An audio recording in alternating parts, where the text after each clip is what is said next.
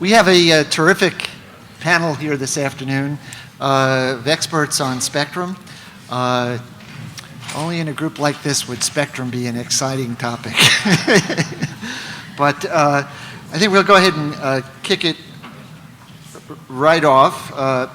Actually, I had a couple of quick things I wanted to say because I've been at this for quite a while. When you go through your career working in the area of spectrum, sometimes you'll go back and see the issues that have been dealt with before. So early in my career, I did some research, and I found that we were out of spectrum. Interference was a massive problem, and there was no way we could ever accommodate the growth that was ahead. That was around 1950. And there's some other things, there's lessons learned as you go through your career, things maybe you should think twice about things you might write down or say, such as, only the spectrum below 1 gigahertz is good for mobile. And the upper reaches of the spectrum, I remember when we were talking about 800 and the initial cellular allocations and whether to expand it, there was a lot of debate. At the time in the United States, cellular had 40 megahertz of spectrum. And the debate was whether it needed another 10. And believe it or not, at that point in time, the number of people that were using cellular was about 600,000. And so there was a debate. Do you think it'll ever get over 1 million? And at the time, there were several of us who I think wisely, not necessarily me, said, we think this is going to take off. And here we are now looking at mobile wireless services and the 5th generation. And the challenge all along has been accommodating growth. But I want to be careful to say, too, that's not the only service that has been growing. And we'll often hear each of the services coming in saying we need more. So we should have a great discussion up here. We hope to dive in and give you all an opportunity to ask questions as well. This is a bit unusual for me. I'm the moderator, so that means I don't answer any questions. But we've got a great group up here, and we'll start off with a keynote from Craig Silliman, Executive Vice President of Public Policy and General Counsel at Verizon. Yeah, great. Thanks very much, Julie. Good afternoon. It's great to be here at the IIC annual conference. It's great to see so many familiar faces around the room and colleagues from industry around the world. It occurs to me looking out here, when you go on the internet and you say, look at a pair of shoes, and then those shoes follow you from site to site wherever you go? Ambassador David Gross is like the human version of that in telecom policy.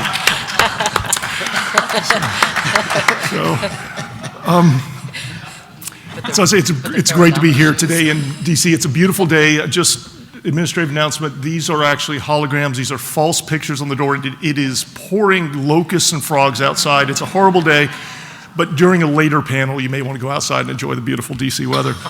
So, as Julie said, I'm Craig Silliman. I'm Executive Vice President of Public Policy and General Counsel at Verizon. By way of brief introduction, Verizon has several lines of businesses. Here in the Northeast, we provide broadband and telephony services. On the global scale, we provide cloud and network services to enterprises and governments all around the world. We provide telematics services through partners like Mercedes-Benz, digital ad technology through AOL, and content through companies like Huffington Post, Engadget, and MapQuest. But most relevant for today's discussion, we provide mobile services for over 100 million customers across the United States. So we at Verizon are very fortunate to be operating in a number of fascinating areas. And all of us here today are fortunate to be living at a time of explosive growth in the mobile ecosystem. We all live surrounded by promises about what the digital future will deliver. Every week, companies take the stage and tell us how they're going to change the world. We'll never be lost. We can watch movies when and where we want them. We'll have phones that read our minds. We'll have wearables that keep us healthier. We'll have apps that help us find true love. We'll have cars that drive themselves, smart dog collars, smart thermostats, drones, that guy, those things. Whew. It's exciting. But who's going to deliver on all those promises? We are. The companies represented in this room and those like us have built and will continue building the networks that deliver the promise of the digital world. Without those networks, all those promises are just blocks of plastic and lines of code. And we rely on those of you who are policymakers to create the environment that allows us to build. Only together can we continue to deliver the extraordinary connectivity and manage the explosive growth in volume in the years to come. So what do we need to do? The focus of this session is spectrum. But like our interconnected world, the policies necessary to carry us forward are in at least 3 interconnected areas: spectrum, access to backhaul, and global coordination. Let's start by talking about spectrum itself. What kind of spectrum policy do we need to keep meeting consumer demand? First, we need to continue to build the spectrum pipeline. In most countries, including the United States, the federal government is the largest spectrum holder and controls vast amounts of the valuable spectrum. Clearing and deploying spectrum takes years. In fact, on average in the United States, it takes about 10 years. And that average, frankly, was based on a time when we were getting the low-hanging fruit, spectrum-wise. It's going to get harder, not easier from here. In the US, a significant auction is planned for 2016, but after that, no auctions are currently planned. That's a problem. Given the long time lags involved in identifying and clearing spectrum, policymakers must act now to ensure a steady stream of spectrum to meet consumer demand. This requires not only the normal process of identifying spectrum bands, but also recognizing and addressing basic human behaviors and incentives that lead federal agencies to resist repurposing auction. We probably need behavioral economists as well as spectrum engineers working on our spectrum issues, because the human factors in getting folks to relinquish spectrum may be as significant as the technical ones. Second, we need to continue to experiment with novel ways to utilize spectrum, including various forms of spectrum sharing. Verizon's actively engaged right now in the FCC's efforts to develop a new approach to sharing at 3.5 gigahertz. And it's very encouraging to see policymakers thinking creatively about sharing. We need to continue to work on ways to encourage sharing both from a temporal and a geographic perspective as well as a database perspective. And sharing may be even more important as we move to 5G and higher frequency bands. But at the same time, we also need to recognize that sharing is a tool that will work in some, but not necessarily all circumstances. When you look at the world of IT, folks often talk about the fact that technology is used sometimes to automate or digitize analog processes, inefficiencies, and all, rather than being used to take a fresh approach to the problem. Likewise with sharing, while it can be a tremendous tool, it also can lock in inefficient uses of federal spectrum rather than us attacking the hard issue at the outset. Going backwards there. Third, we need to ensure that spectrum is assigned with maximum flexibility. In the US, we've benefited tremendously from policymakers having the foresight to make spectrum available under flexible use terms. Look, for example, at the 700 megahertz and AWS spectrum that's today being used for 4G LTE. These spectrum bands were first identified in the mid to late 90s with the idea that they would be used for 3G. By the time they were available, 4G was being developed, and the spectrum was necessary for that. Fortunately, the FCC had the foresight to allow that sort of experimentation and that flexible use of the spectrum. But it's also important to continue to revisit our assumptions. For example, in the past, there was a clear demarcation between mobility and broadcast. In the future, those lines may begin to blur.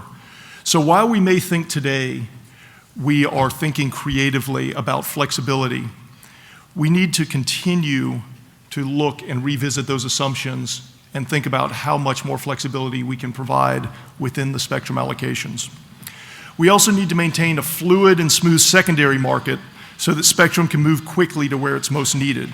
And spectrum policy making should be done through rulemaking, not through conditions on secondary market transactions. Fourth, we need to continue to improve the utilization of the spectrum already in use. One example of this is the experimentation that various parties are currently doing with LTE unlicensed. Significant amounts of data traffic are already being offloaded from cellular networks onto Wi-Fi, and this is going to continue to be an important use of Wi-Fi. But LTE unlicensed has been developed specifically to be a more efficient way to utilize unlicensed spectrum. LTE-U actually interacts more efficiently with Wi-Fi than Wi-Fi does with itself. So this new technology actually benefits all users of unlicensed spectrum.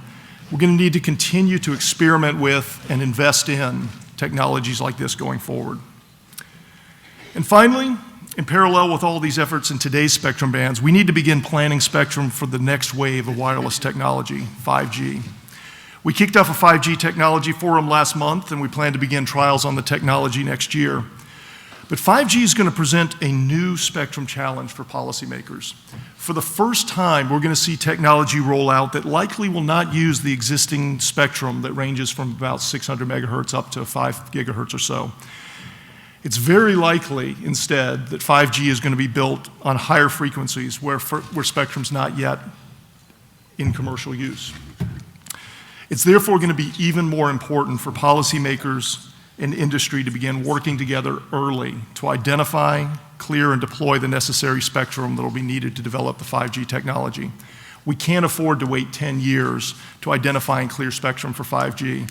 If we do, we will set back the promise that 5G offers by many, many years. So in sum, there isn't one thing that we need to do on spectrum policy. Rather, we need an all-of-the-above strategy. Now, having discussed the need for more spectrum, let's ask a more fundamental question. What's spectrum needed for? That's easy, you might say, at least for a savvy audience like this one. You say spectrum's used for wireless connectivity. Okay, connectivity to what? Well, there you say, well, to the internet or to other devices. Well, that's true, but it's sort of only true in the sense that we describe the internet as looking like this, or we describe mobile connectivity to the internet as looking like this. That's fine for the layperson, but for an audience of experts like this and for policymakers, we need to be more precise. We need to be careful not to fall into the sloppy thinking that there are two different things, a wireline network and a wireless network, that somehow exist completely independent of each other and in parallel to each other. Instead, mobility isn't about a separate market, a separate network that runs in parallel to wired broadband. The real question about what wireless connectivity connects to is wired backhaul. We increasingly live in a world of wireless and mobile connectivity. We all carry smartphones, of course, and tablets, but we have connected vehicles and thermostats and light switches and much, much, much more. And these devices, made by many, many companies, are connecting over a variety of different protocols: cellular, Wi-Fi, Zigbee, Z-Wave, Bluetooth, and they're connecting back to various things: cell towers, cable modems, other devices. But the commonality here is they're connecting back to backhaul. As the mobility world of devices continues to grow and expand, and as we move to 5G, that's likely to be built on more and more ultra-cell densification, we are going to need more and more granular access to backhaul. Today we talk about backhauling traffic off of cell towers. It's likely within 5 to 10 years we'll be looking at needing backhaul off of femtocells running down every pole or street light down a city street. So in addition to the broad spectrum issues, policymakers need to be thinking about how we are going to backhaul that traffic off of the airwaves and quickly and efficiently into wireline backhaul. Now, different markets have different characteristics. In many markets, there's going to be enough competitive demand that this is not going to be an issue. In other markets, that may not be the case. Different countries have different market structures. In the United States, whereas telephone companies were the incumbents for telephony, cable broadband is largely characterized by incumbents from the cable industry, with telcos and others trying to play catch up. So policymakers will need to look at the different market dynamics to ensure that not only is there adequate spectrum, but there's adequate backhaul on which the spectrum will be built and on which it will depend.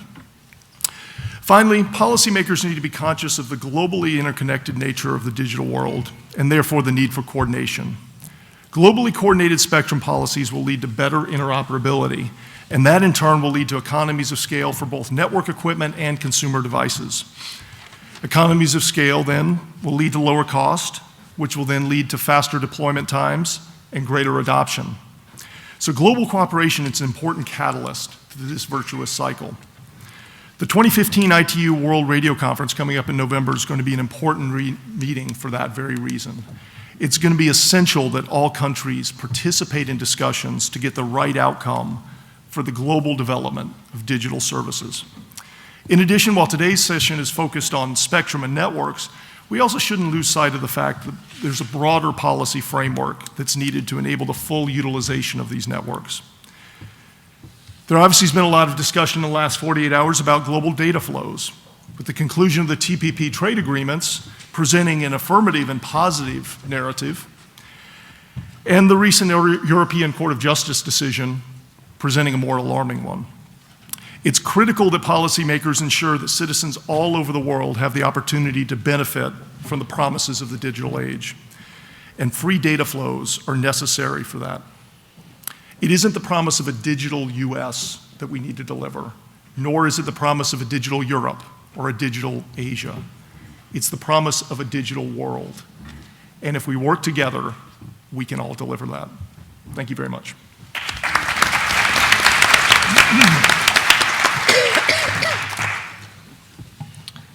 Thanks, Greg. Next, we'll hear from Fritz, who is the Executive Vice President for Strategies and Legal Affairs at One Media.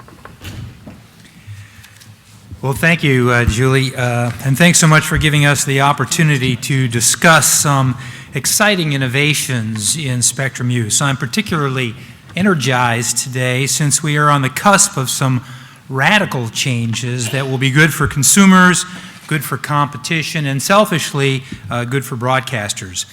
I don't recall in my close to 50 years in this business a more significant and tumultuous time for all things related to spectrum. Think about it this way. Just 20 years ago, the mobile broadband industry did not exist. And now it is like a voracious teenager gobbling up as much food as it can find. No, that's not you, meant to be you, Craig. During my time at the FCC, I learned a valuable lesson when dealing with spectrum. I learned that all pleadings to the government on the need for spectrum and allocation policies can be reduced to 5 simple words. Give it to me now. Sometimes they add for free at the end. Maybe this is you, Craig, I don't know. Each application for new spectrum is laced with all manner of statistics showing great need, amazing public benefits, and enormous economic gains if only the government would grant the request. And all of those requests are challenged with dire warnings of catastrophic effects from opponents if they lose the spectrum. It's the inevitable byproduct of centrally planning and, quote, harmonizing, end quote, spectrum to use in the most efficient way. But therein lays the challenge. Whose definition of efficiency are we to use? What service is more valuable? How do you define value? How do you measure, for example, the extraordinary efficiency of one-to-many architecture of a broadcaster against the interactive one-to-many or one-to-one intimacy of mobile broadband services? And if they are each valuable, how do you allow them to share the same space without compromising both? To illustrate, Over-the-air broadcast television in the United States for many years occupied a total of 492 megahertz. That's 82 channels. Over the past 35 years, the United States government has already transferred almost 40% of those channels to mobile uses. The FCC is now considering reclaiming up to an additional 126 megahertz more for mobile use by conducting a unique set of auctions. If the government succeeds in maximizing the amount of spectrum reclaimed from broadcasters, it will have reallocated close to a remarkable 65% of all channels originally dedicated to television broadcasting. Why? More efficient uses? Satisfying new needs? Devaluation of programming? Better lobbying? A combination? For whatever reasons, the Commission is going forward, or the question going forward is, what's to become of the remaining broadcasters? Can they hang on to remaining vestiges of their channels? Is there a place any longer for the value of quaint one-way transmissions of regular old linear television? Well, from our vantage point, the future of free over-the-air television could not be brighter. A new transmission standard that supports true, robust mobile reception, ultra-high definition signals, and deep building penetration, all in an internet protocol domain, is now well within reach. We expect rollout of the next generation transmission standard in the U.S. within the next 3 years. This is radical refarming of the spectrum based on significant technological innovation. The migration of over-the-air television into one based on internet protocol is the significant aspect of the next-gen standard. Among the benefits, IP-based flexible use of channels, not limiting them to single-purpose missions. Mobility, to meet the expectations of free-moving viewers and available on multiple screens and multiple devices. Ultra-high definition video, 4K, 8K, whatever K, supporting high dynamic range quality where pictures will virtually leap off the screen, along with enhanced immersive audio that blurs the line between the physical and simulated worlds. Extraordinarily robust reception in comparison to what we have today, not prone to debilitating interference and receivable deep into buildings. Advanced geo-targeting of programming and advertising. Spectrally efficient use of single frequency networks to help preserve repeaters and translators. Advanced emergency alert functions that can even turn on sleeping devices to warn users of imminent potential harms.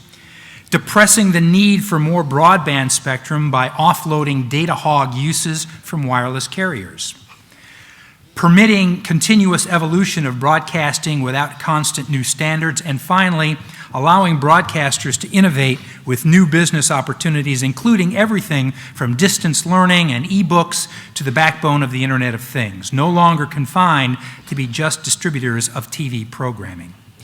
Not to overstate, but this is as radical and fundamental a change for our business as any in the past 80 years. Using this new standard, we foresee symbiotic partnerships between the efficiency of broadcasting's one-to-many architecture and the limited one-to-one internet distribution model. We can clearly envision the use of the huge broadcast pipe to deliver content for mass consumption, relying on broadband's return path when needed. I will expect to see this convergence play out with the adoption of the next-gen standard by the Commission. The future of free over-the-air television is bright indeed. It's a long-needed innovation to spectrum use, and we're very excited to bring it to the world. Thank you.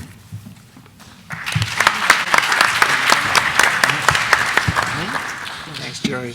Next, Carl Povelites, Assistant Vice President for Public Policy Mobility at AT&T. Good afternoon. First, I'd like to thank Chairman Wheeler for giving about half of my presentation on the growth of mobile data and the fact that we're expecting a six-fold increase in mobile data between now and 2019. Thank you. Secondly, I'd like to thank other panels for talking about the innovation and competition that we see in the internet space, particularly the mobile ecosystem. The growth in the mobile data services, we all know from video, we've heard from Chairman Wheeler today that it's going to increase from 25 exabytes to about 570 exabytes by the end of 2020. This growth is needed for new mobile communications and new licenses and unlicensed use. So I'm going to skip a good part of my presentation and skip around a bit because the punchline really is the wireless industry does need new spectrum. And I'd like to put this in kind of three categories. One would be licensed spectrum, in which we believe that there still is a need for exclusive use licensing. The second would be more of the license-free or unlicensed bands, because we know that cable companies, we know that consumers are demanding that use of unlicensed frequencies. And third is kind of the, I guess what you would call the new thinking in wireless, which is, okay, the main fruit or the low-hanging fruit has been obtained. There's not a lot of easy frequency allocations that are left in which we can get to additional licensed spectrum. So we're going to have to look at sharing and how that sharing is going to take place. So first off, as far as the licensed spectrum, there's, as was noted, the 600 megahertz auction that we're talking about here in the United States. That's going to be a real challenge. It's a two-sided auction, as you've heard, the reverse and the forward auction. We don't know how much spectrum is going to necessarily be made available at the end of the day. We don't necessarily know what the spectrum bands are going to be. So it's going to be a real challenge, both from the FCC's perspective, as well as from the broadcaster's perspective, as well as from the licensed carrier's perspective. When we look at the pipeline, as was noted, there is nothing else in the pipeline. The Senate and the House today are talking about draft legislation that will look to filling what the pipeline may be here in the United States. Again, we don't know what bands are going to be included in that. It's going to be a challenge because if you specify a certain band, and I'll just pick out 1300 to 1390, that might be a good opportunity for a band, but what are you going to pair it with? Are you going to pair it? So how do you then get enough allocation for future uses? And this is coming up too within WRC 15, or what bands there should be. I think there should be, I would say, 5 principles from a license perspective that everyone needs to take into consideration when they look for new spectrum for licensed services. First would be a large band size that would accommodate multiple competitors. If the smaller the band size, the fewer opportunities there are for multiple competitors to gain access to that spectrum in the markets. Second would be large block sizes. At least a 2 by 10. You need a 2 by 10 to at least provide the broadband services that consumers are demanding. Fourth or third would be adjacency to existing bands that help with the radio front ends. It helps with the radio access network. So to the extent that you can get that allocation next to existing bands, it would be advantageous. Fourth, internationally harmonized to the greatest extent possible. This, of course, helps with economies of scale. And fifth, when you do auction it without restrictions. Allow anybody to go in there and compete for the market for the spectrum. That will allow those who want the spectrum to be able to bid for it and obtain it. So that's kind of on the license side. There's a lot of activity on WRC 15 on what bands these should be. I won't get into that. Jennifer may. From an unlicensed perspective, there's a lot of activity underway here in the U.S. at least in making more 5 gigahertz spectrum available. There's incumbents within the band that need to be protected.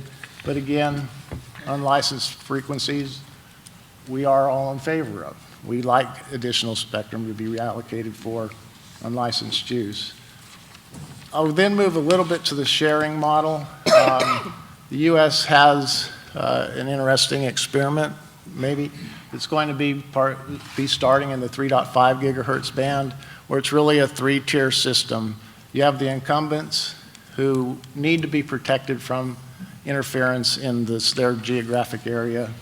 You have the priority access licensee who will bid for and obtain licenses to serve in a certain geographic market, and then you have a general authorized access user who is basically, would be an unlicensed use.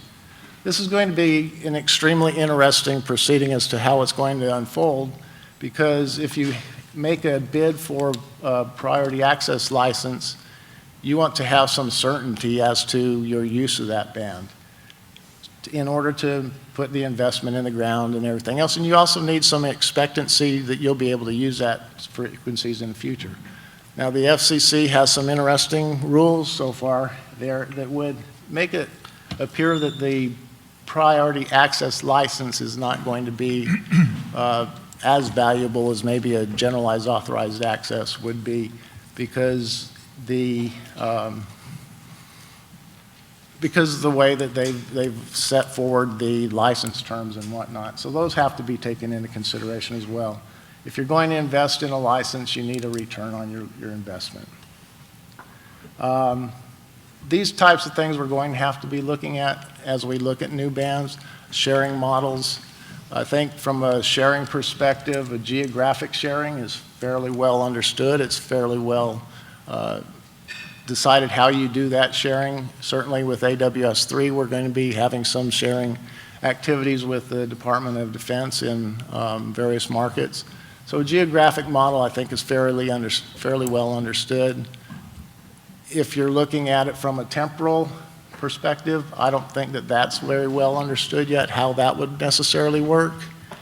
And particularly when you're looking at a model where you have mobile uses and low power uses, the database management and the sensing and everything else, I think it becomes a lot more complicated. So there has to be really good trust that is built between incumbents, between those who are looking to access that spectrum, and anybody who wants to use that spectrum. So there are a lot of challenges. I think there's a lot of new good thinking going on, but again, it's going to be a fun ride for the next 5-10 years. That's it. Thank you. Thanks, Carl. These were all terrific presentations, and I have a list of the spectrum lingo topics, and I'm just going to walk through each one. If things get a little dull, I'll just ask which service is most important.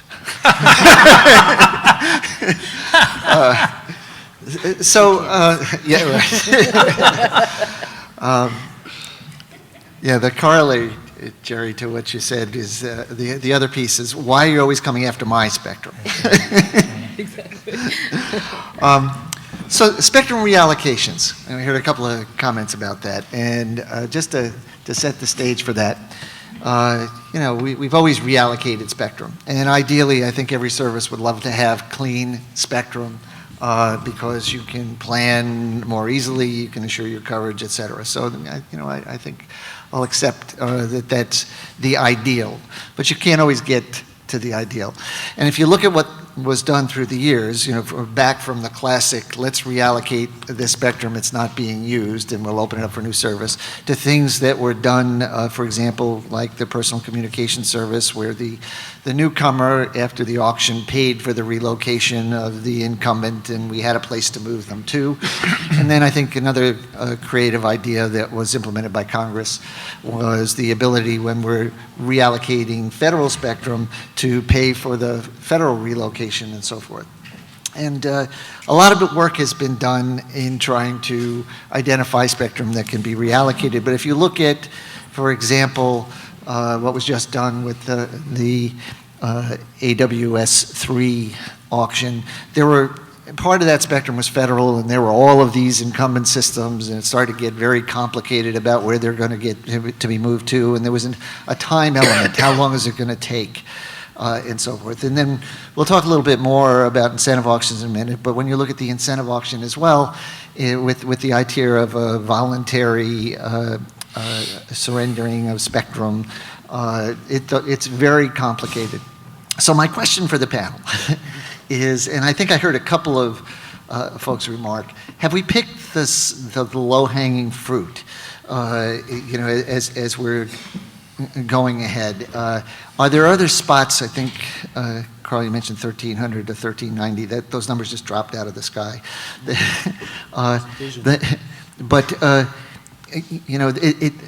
sense is we talk about this becoming harder and harder and driving it to sharing. Thoughts on reallocations? Have we, is it becoming more and more difficult?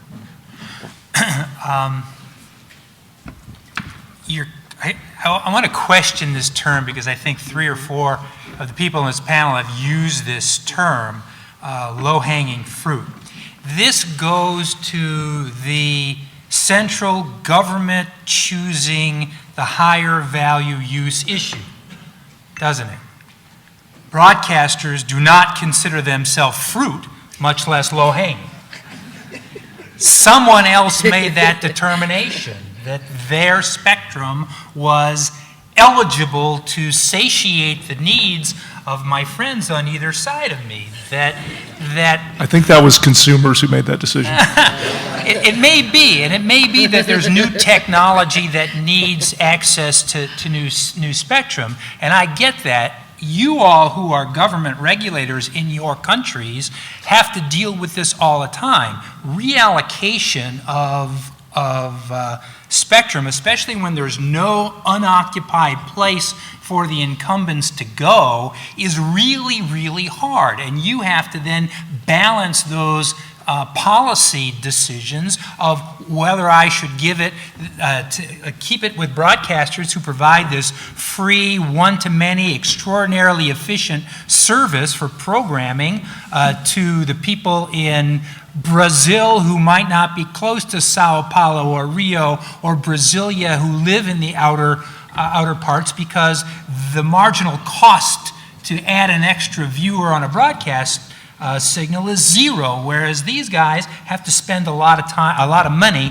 to build out that infrastructure. So that's a policy choice of whether whether you are going to allocate it to some service and not others. And don't get me wrong; these are really hard policy choices to make, and I don't minimize how difficult your choice is when you make those policies.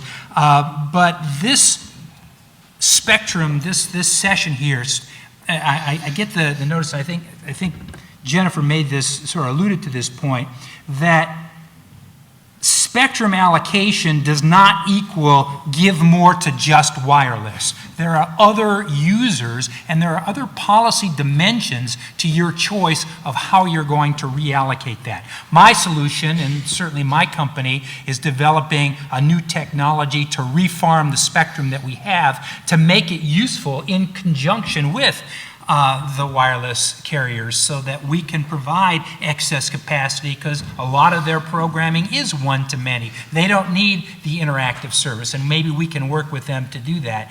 But I just want to get away from this notion that spectrum is all about giving it to the wireless industry. So everybody's agreed? Yes. So You care about the rest. just a definitional point, because to me, and people use language in different ways, but if I walk into your home and hand you $10 billion for something, I, for one, wouldn't call that you giving it to me. I think there's an exchange of value there. So I take some umbrage at the idea that anything's being given to the wireless industry, given that we have spent tens of billions of dollars over the last decade or so acquiring spectrum. And I think to the point about is it getting harder in the low-hanging fruit, I think, and I also made that comment, I think it is true based on how we are currently handling some of these issues. But if you were to stand back and actually allow a more proper allocation of value to use, I actually think at that point it gets easier. To Jennifer's point about the quote-unquote inefficient government uses, I want to be clear, I don't think most people mean that to be a disparaging comment about the policymakers or the managers of that spectrum. It's a comment about the market itself. I can tell you for at least Verizon, we spend an extraordinary amount of time running very complex models in spectrum auctions to figure out exactly what value per megahertz pop certain spectrum is available to us based on capital allocations to do more cell densification or other options to get that same sort of capacity in the network. So there is a very highly sophisticated valuation of that spectrum. There was a lot of commentary on Wall Street after the last AWS-3 auction of why Verizon did mid-bore, and the simple answer was, at the price points, we determined there were other more capital-efficient ways to get the capacity we needed. If that spectrum didn't have a price tag attached to it, we would make very different decisions in terms of investment, how we do cell densification, how we allocate and use that spectrum. And the issue, I think, is that for many government agencies, you don't have an internalized cost of the spectrum you're using. And while I take Jennifer's point about government agencies aren't one entity, that the US government isn't one entity, but many, many entities who are all operating independently, I would propose to you that that's part of the problem. That in this environment, what you don't have, you certainly can't have both. You certainly can't have lots of different uncoordinated agencies and have them not have any allocated cost of the spectrum you're using, because that will inevitably, it's simply human nature for them to use spectrum inefficiently and to overconsume. If we were to come up with a system where government users internalize the cost of the spectrum they're using, I anticipate that many of them would decide that the cost of retrofitting systems to different spectrum bands actually might make good economic sense. But we don't have that system today, and that does, I believe, lead to inefficient use of spectrum and therefore greater allocation problems that become policy decisions instead of economic valuation issues.